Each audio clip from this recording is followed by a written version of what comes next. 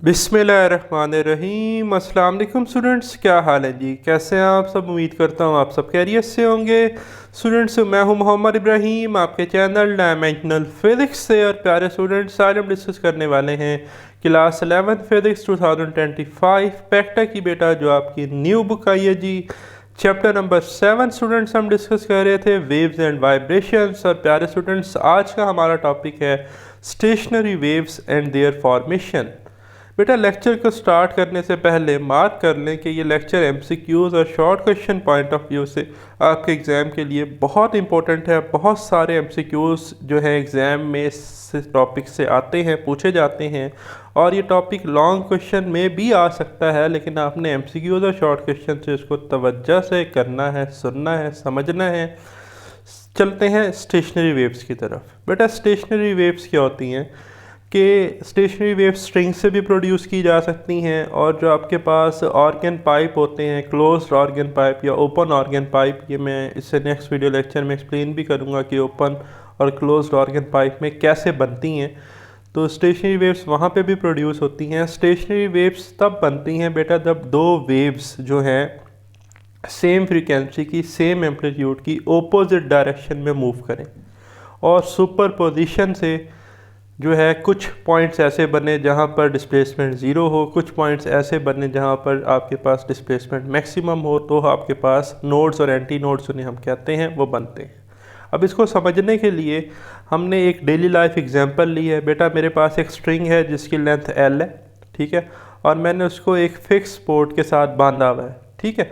अब ये जो फिक्स पोर्ट है, जो ही यहाँ पर क्रस्ट आएगा तो ये इसको ट्रफ बना देगी, और जब इस पर ट्रफ आएगा तो ये इसको क्रस्ट बना देगी। मतलब यहाँ पर ये as a denser medium act कर रही है, ठीक है जी।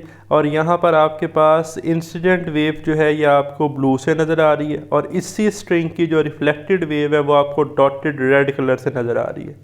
अब हुआ क्या, इनिशियली बेटा मैंने स्ट्रिंग को जो है क्या किया जी, यहाँ से to and fro, up and down oscillate करने से बेटा यहाँ पर स्ट्रिंग पे ट्रांसफ़र वेव्स प्रोड्यूस हुई, ठीक है। पार्टिकल्स ऑफ मीडियम क्या हुए, वाइब्रेट हुए, ठीक है। तो वाइब्रेशन से डिस्टर्बेंस प्रोड्यूस हुई, और डिस्टर्बेंस से हमें पता है वेव्स प्रोड्यूस होती हैं। तो अब आप देख रहे हैं कि ये क्या है जी, आपके पास क्रस्ट, ट्रफ और क्रस्ट। अब जब ये क्रस्ट जाकर टकराया इस फिक्स एंड से, तो बेटा यहाँ से ये इंसिडेंट वेव की जगह अब हमें एक रिफ्लेक्टेड वेव मिली, ठीक है। और ये क्रस्ट किस में चेंज हो गया, ट्रफ में। ये वाला ट्रफ किस में चेंज हो गया, क्रस्ट में। इसी तरह ये जो आपके पास क्रस्ट था ये ट्रफ बन गया। अब एक चीज़ जो इन दोनों वेव्स में बड़ी कॉमन है कि ये वेव जो है ये जा रही थी लेफ़्ट से राइट, जबकि ये जो वेव है ये जा रही है राइट से लेफ़्ट। ओपोजिट है एक दूसरे के, सेम फ्रीक्वेंसी है, सेम एम्पलीट्यूड है। लेकिन अगर मैं इन पॉइंट्स को देखूँ, ये पॉइंट हो गया जहाँ पर इस वक्त मेरा कर्सर है, ये पॉइंट हो गया, ये पॉइंट हो गया, ये पॉइंट। इसी तरह रिफ्लेक्टेड वेव में भी देखूँ, ये पॉइंट, ये पॉइंट, ये वाला पॉइंट और ये वाला पॉइंट, ये सारे पॉइंट जो है बेटा ये रेस्ट में है, इनका डिस्प्लेसमेंट ज़ीरो है। इन पॉइंट्स को हम नोड कहते हैं, ठीक है। जबकि अगर मैं इंसिडेंट वेव में इस पॉइंट की बात करूँ तो ये एंटी नोड था, ठीक है। इस पॉइंट की बात करूँ तो ये एंटी नोड था। इसी तरह रिफ्लेक्टेड वेव में यहाँ पर पार्टिकल के डिस्प्लेसमेंट मैक्सिमम है, तो ये एंटी नोड है। तो एंटी नोड वाले पॉइंट जो हैं ये हमेशा ऑसिलेट करते रहते हैं, जबकि जो नोड वाले पॉइंट हैं ये हमेशा रेस्ट में रहते हैं। एक तो ये पॉइंट याद रखना है। अब अगर मैं इन दोनों वेव्स को मिला लेता हूँ तो आपको कुछ इस तरह का पैटर्न दिखाई देगा, ठीक है जी। ये ब्लू वाली इंसिडेंट वेव और ये नीचे रिफ्लेक्टेड वेव। अब ये दो वेव्स हैं, लेकिन एक वेव जा रही है लेफ़्ट से राइट और दूसरी जा रही है राइट से लेफ़्ट। एक इंसिडेंट है, दूसरी रिफ्लेक्टेड वेव है। अब बेटा ये जो पॉइंट्स हैं, ठीक है, जो कि इक्विलिब्रियम मीन पोजीशन पर हैं, यहाँ पर इक्विलिब्रियम या मीन पोजीशन पर डिस्प्लेसमेंट ज़ीरो होता है, और ये always at rest in points को हम कहते हैं नोड, ज़ीरो डिस्प्लेसमेंट या ज़ीरो एम्पलीट्यूड पॉइंट, ठीक है। क्योंकि मैक्सिमम डिस्प्लेसमेंट को हम एम्पलीट्यूड भी कहते हैं, तो ज़ीरो एम्पलीट्यूड भी कह सकते हैं आप। एक तो ये पॉइंट याद रखना है। और ये जो पॉइंट है, जैसे ये क्या है, एंटी नोड। इसी तरह ये वाला जो पॉइंट है यहाँ पर डिस्प्लेसमेंट मैक्सिमम है, एंटी नोड, ठीक है। रिफ्लेक्टेड वेव की बात करूँ तो यहाँ पर ये क्या है, एंटी नोड। ये वाला पॉइंट कौन सा है बेटा, आपके पास एंटी नोड है। अब एक चीज़ हमने पढ़ा था बेटा कि distance between two conjunctive crust आपके पास वेवलेंथ होता है, यहाँ से लेकर यहाँ तक एक वेवलेंथ कहलाती है। या आप इस पूरी को हम एक पूरे क्रस्ट को और एक पूरे ट्रफ को, यानी कि यहाँ से लेकर यहाँ तक, आपको पता है ना ये पूरा एक सर्कल बनता है 0 से 90, 90 से बेटा 180, 180 से 270, 270 से 360, तो ये पूरी एक वाइब्रेशन बनती है यहाँ से लेकर यहाँ तक। तो इस पूरी की वेवलेंथ लैम्डा होती है, ठीक है। तो यहाँ से लेकर यहाँ तक क्या है, वेवलेंथ लैम्डा। तो बेटा अगर मुझे इसका आधा चाहिए हो, मतलब यहाँ से लेकर यहाँ तक, तो ये बनेगा distance between two conjunctive nodes, node और नोड के दरमियान फासला, तो वो बनेगा लैम्डा को 2 से डिवाइड करके। ये टोटल यहाँ से यहाँ तक वेवलेंथ थी, तो इसका आधा करूँगा तो ये यहाँ से यहाँ तक की मुझे मिल जाएगी लैम्डा बाय 2। तो याद रखिएगा डिस्टेंस बिटवीन टू नोड्स हमारे पास लैम्डा बाय 2 होता है, ठीक है। और ये पॉइंट कौन सा था, एंटी नोड। तो नोड और एंटी नोड के दरमियान डिस्टेंस निकालने के लिए मुझे इस लैम्डा बाय 2 का मज़ीद हाफ करना पड़ेगा। तो लैम्डा बाय 2 को जब मैं 2 से डिवाइड करूँगा तो बनेगा लैम्डा बाय 4। तो नोड और एंटी नोड के दरमियान फासला कितना है, लैम्डा बाय 4, या एंटी नोड और नोड के दरमियान फासला कितना है, लैम्डा बाय 4। इसी तरह बेटा दो कंजक्टिव एंटी नोड, ये एंटी नोड है, ये एंटी नोड है, दो कंजक्टिव एंटी नोड के दरमियान जो फासला है वो भी लैम्डा बाय 2 है। तो दो नोड्स के दरमियान फासला लैम्डा बाय 2, दो एंटी नोड्स के दरमियान फासला लैम्डा बाय 2, नोड और एंटी नोड के दरमियान फासला लैम्डा बाय 4। अच्छा, अब हमने देखा कि एंटी नोड पर पार्टिकल का डिस्प्लेसमेंट मैक्सिमम है, ठीक है। लेकिन स्टेशनरी वेव का वर्ड स्टेशनरी, और इसे हम स्टैंडिंग वेव्स भी कहते हैं। स्टैंडिंग क्यों कहते हैं, साकिन वेव्स, रुकी हुई वेव्स, ये एनर्जी को प्रोपिगेट नहीं करती। क्यों भाई, एनर्जी जो है ना वो कन्फाइंड है, ठीक है, इस लूप के अंदर। वो कैसे, देखिए पार्टिकल का डिस्प्लेसमेंट मैक्सिमम है एंटी नोड पर, लेकिन एंटी नोड के साथ नोड है, नोड का डिस्प्लेसमेंट 0 है, एम्पलीट्यूड 0 है। इधर भी देखें तो नोड का डिस्प्लेसमेंट 0 है। तो एनर्जी जो है ना वो इधर ट्रांसफ़र हो सकती ना इधर ट्रांसफ़र हो सकती। ये पार्टिकल जस्ट जो है वो to and fro, up and down, ठीक है, अप एंड डाउन क्या करते रहते हैं, वाइब्रेट, ठीक है। फॉरवर्ड और बैकवर्ड कोई एनर्जी ट्रांसफ़र नहीं होती। तो इन्हें हम स्टैंडिंग और स्टेशनरी वेव्स कहते हैं, ठीक। अच्छा, एक और बात कि जो आपके पास मीन पोजीशन है, मीन पोजीशन पर बेटा जो हमारे पास एनर्जी होती है, मीन पोजीशन पर नोड्स हैं, तो इसका मतलब है नोड्स पर जो एनर्जी होती है वो हमारे पास बेटा काइनेटिक एनर्जी होती है। जैसा कि हमने मैस स्प्रिंग सिस्टम या सिंपल पेंडुलम में पढ़ा था, सिंपल पेंडुलम की एक्सट्रीम पोजीशन पर जो एनर्जी होती थी वो पोटेंशियल एनर्जी होती थी। तो एक्सट्रीम पोजीशन पर एंटी नोड है, तो एंटी नोड पर एनर्जी पोटेंशियल होती है, और एनर्जी काइनेटिक से पोटेंशियल एनर्जी, पोटेंशियल से काइनेटिक एनर्जी कन्वर्ट होती रहती है, ठीक है। लेकिन एनर्जी ट्रांसफ़र नहीं होती फॉरवर्ड और बैकवर्ड। तो अब ये जितने भी मैंने पॉइंट्स बताए हैं सारे मैंने एमसीक्यूज़ की शक्ल में बनाकर लिख दिए हैं कि नोड क्या है, ज़ीरो डिस्प्लेसमेंट या ज़ीरो एम्पलीट्यूड, ऐसे पॉइंट स्टेशनरी वेव्स पर जिनका डिस्प्लेसमेंट या amplitude zero. Anti node maximum displacement, ठीक है जी, और मैक्सिमम डिस्प्लेसमेंट को ही हम एम्पलीट्यूड कहते हैं, ठीक। नोड और एंटी नोड के दरमियान distance lambda by 4, node node या एंटी नोड और एंटी नोड के दरमियान difference lambda by 2। Standing waves energy confined रहती हैं तो स्टेशनरी वेव्स हैं। एंटी नोड एक्सट्रीम पे बनते हैं, पोटेंशियल एनर्जी रखते हैं। नोड्स मीन पे बनते हैं, काइनेटिक एनर्जी रखते हैं। अब जितनी भी बातें मैंने डिस्कस की हैं सारी आपकी बुक में थ्योरी में लिखी हुई हैं, ठीक है। और ये कुछ स्नैप्स हैं जो अक्सर बच्चों को समझ ही नहीं आते कि सर ये क्या चीज़ें हैं, ज़रा ये तो थोड़ा सा बताएं।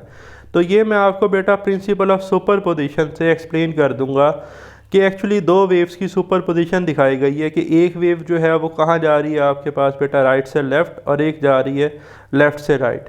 तो इसको भी हम समझते हैं, लेकिन इसको समझने से पहले ज़रा आप डेफिनेशन मार्क करें स्टेशनरी वेव्स की। Stationary waves also known as standing waves are the waves that oscillate in a fixed position without moving or propagating। तो स्टेशनरी वेव्स जो हैं वो साकिन स्टैंडिंग वेव्स हैं, ठीक है, और ये ऑसिलेट करती हैं बट फिक्स पोजीशन में। और एंटी नोड भी मैंने आपको दिखाया, अप एंड डाउन डिस्प्लेसमेंट जो है वो बनता है विदाउट मूविंग और प्रोपिगेटिंग, बट फॉरवर्ड और बैकवर्ड कोई एनर्जी ट्रांसफ़र नहीं होती। They are found by the superposition of two waves. ये बेटा दो वेव्स की सुपर पोजिशन से बनती हैं विद द सेम फ्रिक्वेंसी, जिनका फ्रिक्वेंसी क्या हो, सेम हो, ठीक है। फ्रिक्वेंसी क्या थी कि number of waves passing through a point पर सेकंड, कि कितनी वेव्स जो हैं एक सेकंड में गुजर रही हैं कितने पॉइंट से, ठीक है। किसी पॉइंट से आप कह सकते हैं। तो अगर बराबर नंबर ऑफ वेव्स जो हैं वो गुजरें, ठीक है, तो मतलब सेम फ्रीक्वेंसी है। एंड एम्पलीट्यूड, एम्पलीट्यूड क्या है, maximum displacement of vibrating body. Amplitude भी क्या होना चाहिए, सेम होना चाहिए, same frequency same amplitude but travelling in opposite direction, लेकिन ट्रैवल क्या कर रही हो, एक दूसरे के मुखालिफ सिमत में, ऑपोजिट डायरेक्शन में। The resulting wave pattern remain stationery, जो हमें वेव पैटर्न मिलता है वो स्टेशनरी कहलाता है क्योंकि कोई एनर्जी प्रोपिगेशन नहीं होती। विद नोड्स, नोड्स क्या थे, the point of zero amplitude या जीरो डिस्प्लेसमेंट, ठीक है जी। And anti nodes, points of maximum amplitude या मैक्सिमम डिस्प्लेसमेंट जिसे हम कहते थे at fix position. Example include waves on a string, ठीक है जी। कोई भी म्यूज़िकल इंस्ट्रूमेंट है तो उसकी स्ट्रिंग्स पे बनती हैं, लाइक गिटार की स्ट्रिंग पे बनती हैं, ठीक है जी। And sound waves in a pipe, sound wave in a pipe में मैं फ्लूट की एग्जांपल लूँगा कि उसमें एयर कॉलम्स बनते हैं, ठीक है। जब हम उसमें हवा मारते हैं, फूंक भरते हैं, ठीक है, और ऊपर उसके होल भी होते हैं, वहाँ से हम उसकी जो है उसको कंट्रोल भी कर रहे होते हैं, उसके कॉलम्स को ओपन या क्लोज कर रहे होते हैं, और उसके अंदर ऑलरेडी हवा होती है तो एयर कॉलम्स बनते हैं जहाँ पे साउंड वेव जो है वो वाइब्रेट करती हैं, तो फिर एक ख़ास तरह का साउंड प्रोड्यूस होता है। The term standing wave describe that the wave pattern remain fixed in space. अब स्टैंडिंग वेव्स या स्टेशनरी वेव्स बेटा हमें ये बताती हैं कि जो वेव पैटर्न है वो फिक्स्ड है, मतलब एनर्जी ट्रांसफ़र नहीं हो रही, ठीक है। पार्टिकल अपनी ही मीन पोजीशन से अप एंड डाउन मूव कर रहे हैं, just oscillating between positive and negative values. Up and down मैंने कहा ना, अप वाली जो वैल्यूज़ हैं ये बेटा ऊपर वाली जो वैल्यूज़ हैं ये सारे पॉजिटिव डिस्प्लेसमेंट हैं, और ये जो नीचे वाले हैं ये नेगेटिव डिस्प्लेसमेंट हैं। तो इनके दरमियान एनर्जी ऐसे ऊपर नीचे, ये मैंने एरोस बनाए हैं, ऑसिलेट हो रही हैं बस, ठीक है। फॉरवर्ड या बैकवर्ड कोई एनर्जी ट्रांसफ़र नहीं हो रही, ठीक है, विदाउट मूविंग फॉरवर्ड और बैकवर्ड। ये मैंने कहा जी कि फॉरवर्ड और बैकवर्ड कोई एनर्जी ट्रांसफ़र नहीं होती। Let us consider the superposition of two waves moving along a string in opposite direction. Figure 7.6a and 7.6b shown the profile of two such wave at instant। अब आपको time period दिए गए हैं जब t is equal to 0 है, t/4 है, t/2 है, 3t/4 है and t, where capital T is the time period of the wave. We are interested in finding out the displacement of the points 1, 2, 3, 4, 5, 6 and 7 at these instant at the wave superpose। तो भाई अब ये आपको दो waves दिखाई गई हैं, एक वेव बेटा जो है वो राइट से लेफ़्ट जा रही है और एक वेव जो है वो लेफ़्ट से राइट जा रही है।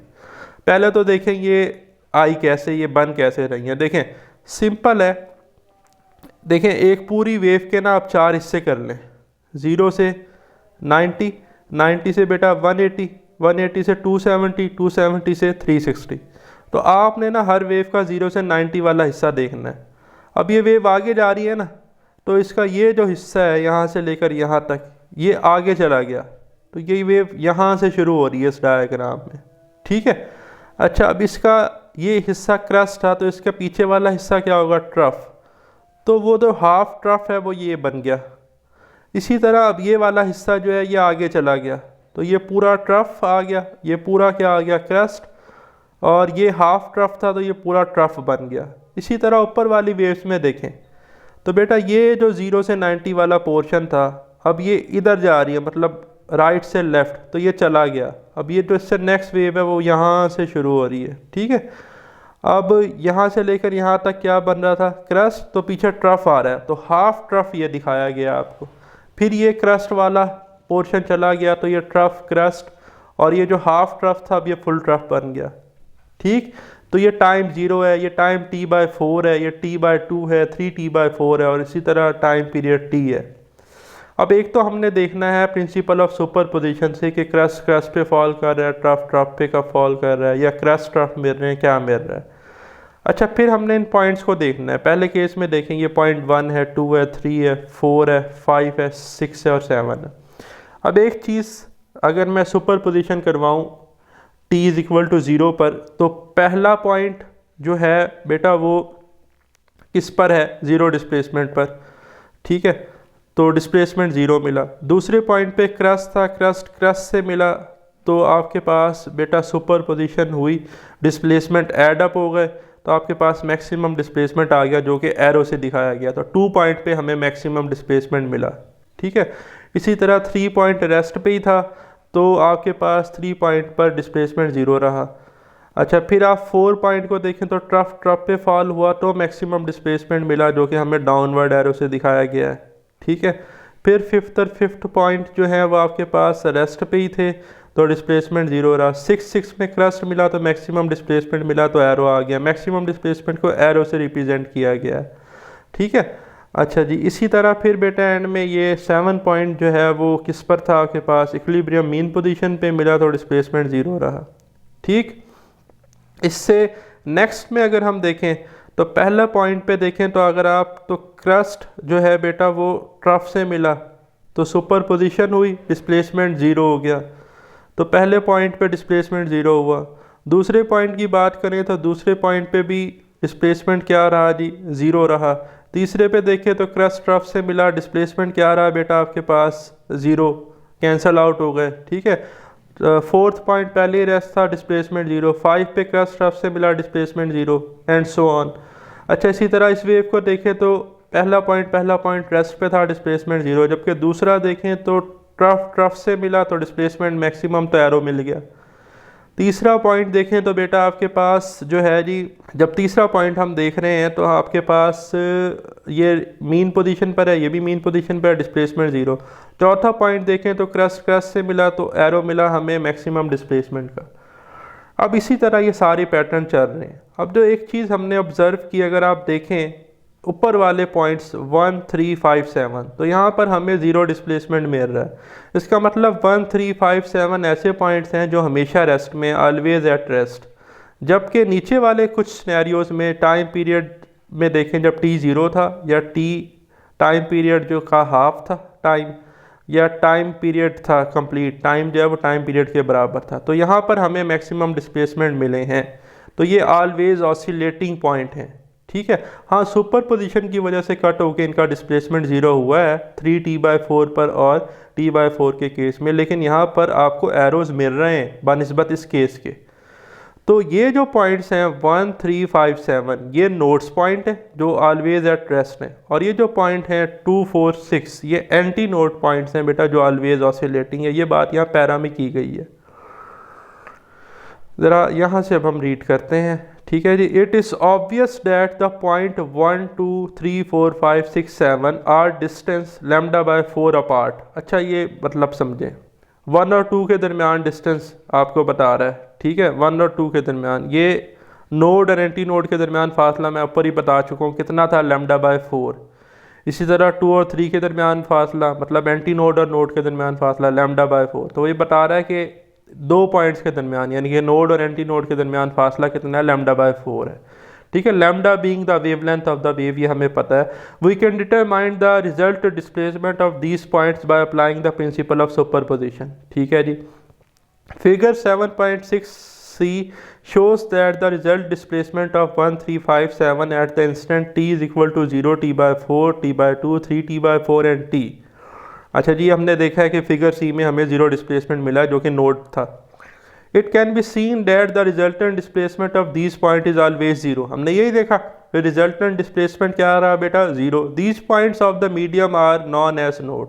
So the points on the stationary wave have 0 displacement or amplitude are called nodes. Here the distance between two consecutive node is λ/2। बेटा एक ये नोड है 1 पे और एक 3 पे नोड है, ठीक है। तो 1 से 3 तक फासला हाफ वेवलेंथ बनता है λ/2, ठीक है, मैं बता चुका हूँ। तो ये पेपर में MCQ आ जाता है। फिर बेटा figure 7.6d shows that the resultant displacement of point 2, 4, 6। अब 1, 3, 5, 7 पे तो नोड बने, तो 2, 4, 6 पे हमने देखा था कि हमें मैक्सिमम डिस्प्लेसमेंट मिल रहा है, ठीक है। t is equal to 0, t/4, t/2, 3 t/4 and t। The figure shows that the points are moving with an amplitude which is the sum of the amplitude of the component waves represented by arrows। हमने कहा ना कि उसके सम को arrows से बताया गया है। These points known as antinodes, और इन पॉइंट्स को हम क्या कहते हैं, antinode. They are situated midway between the nodes। दो नोड्स के दरमियान क्या बनता है, एंटीनोड बनता है, ठीक है, and are lambda by 2 apart, और दो एंटी नोड के दरमियान भी फासला कितना है, एक ये एंटी नोड था, ठीक है जी, और एक ये एंटी नोड है। तो मैंने आपको बताया था दो कंजक्टिव नोड के दरमियान भी लैम्डा बाय 2 और दो कंजक्टिव एंटी नोड के दरमियान फासला भी lambda by 2। The distance between a node and the next anti node, अच्छा नोड और एंटी नोड के दरमियान कितना फासला था, जैसे ये नोड है ये एंटी नोड है, लैम्डा बाय 4 था, ठीक है जी। तो मैंने आपको दिखा दिया था लैम्डा बाय 4 ऊपर, तो यही बात एमसीक्यूज में आ सकती है। The distance between node and next anti node कितना है जी, लैम्डा बाय 4। अच्छा ये सारी बातें याद रखनी है, जो आगे लॉन्ग क्वेश्चन आ रहे हैं ना नेक्स्ट टॉपिक, उनमें ये सारे कंसेप्ट रिवाइज होंगे। दो नोड्स के दरमियान फासला कितना, लैम्डा बाय 2, दो एंटी नोड के दरमियान फासला lambda by 2, node anti node के दरमियान फासला lambda by 4। Such a pattern of node and anti node is known as a stationary wave और अ स्टैंडिंग वेव, ठीक है जी। तो ये जो आपको पैटर्न मिला ना, जो मैंने आपको दिखाया था बेटा, इसको ही हम क्या कहते हैं, स्टेशनरी वेव्स, जिसपे नोड और एंटी नोड्स बन रहे हैं। अच्छा जी, energy in a wave transfer because of the motion of particle of medium, कहता है किसी भी वेव में एनर्जी ट्रांसफर होती है पार्टिकल्स ऑफ मीडियम की वजह से, ठीक है। The nodes always remain at rest, node तो बेटा हमेशा ही रेस्ट में रहते हैं। So energy can not flow pass these points, nodes जो है ना ये बैरियर का काम करते हैं, रुकावट का, ठीक है, एक ऐसा बैरियर जो बहुत ज़्यादा स्ट्रांग हो, जो वहाँ से एनर्जी को गुजरने ही ना दे। क्यों, क्योंकि उसका तो डिस्प्लेसमेंट ही ज़ीरो है, ठीक है। तो नोड्स जो है ये एनर्जी को गुजरने नहीं देते, hence energy remain standing in the medium between nodes, ठीक है। तो एनर्जी जो है वो बस क्या कर रही है, अप एंड डाउन ऑसिलेट कर रही है एंटी नोड्स पर। दो नोड्स के दरमियान एनर्जी क्या हो गई, कन्फाइंड, ना एनर्जी इधर जा सकती ना एनर्जी इधर जा सकती, इसी वजह से इसका नाम स्टेशनरी और स्टैंडिंग वेव रखा गया। Hence energy remains standing in the medium between nodes, although it alters between potential and kinetic energy forms at the nodes. हाँ एंटी नोड्स में ये काइनेटिक से पोटेंशियल, पोटेंशियल से काइनेटिक कन्वर्ट होती है। When the anti nodes are all at their extreme displacement, anti node सारे के सारे एक्सट्रीम डिस्प्लेसमेंट में बनते हैं, और एक्सट्रीम पर मैंने बताया था सिंपल पेंडुलम पे पोटेंशियल एनर्जी मैक्सिमम होती है। The energy stored is whole potential, सारी की सारी एनर्जी कौन सी होती है, एक्सट्रीम पर एंटी नोड पर potential. And when they are simultaneously passing through their equilibrium, और जब वो पॉइंट जो है वो वाइब्रेट करते हुए इक्विलिब्रियम पोजीशन पर आते हैं, मीन पोजीशन पर, तो मीन पर बेटा आपके पास काइनेटिक एनर्जी मैक्सिमम होती है। द एनर्जी इज होलली काइनेटिक, तो एंटी नोड पर पोटेंशियल एनर्जी और नोड पर बेटा काइनेटिक एनर्जी, और ये बात भी पेपर में एमसीक्यूज आ सकती है। तो ये था प्यारे स्टूडेंट्स हमारा आज का वीडियो लेक्चर पसंद आया तो बेल आइकन को लाजमी प्रेस कीजिएगा। होप्स हो कि आपको मज़ा आया होगा, मैंने सारे पॉइंट्स इस वीडियो के क्लियर किए। बट स्टिल बेटा अगर आपका कोई सवाल है तो कमेंट्स में लाजमी शेयर कीजिएगा। अल्लाह ताला आपको बरकत और कामयाबी अता फरमाए। मिलते हैं very soon next video lecture के साथ। खुदा हाफिज़।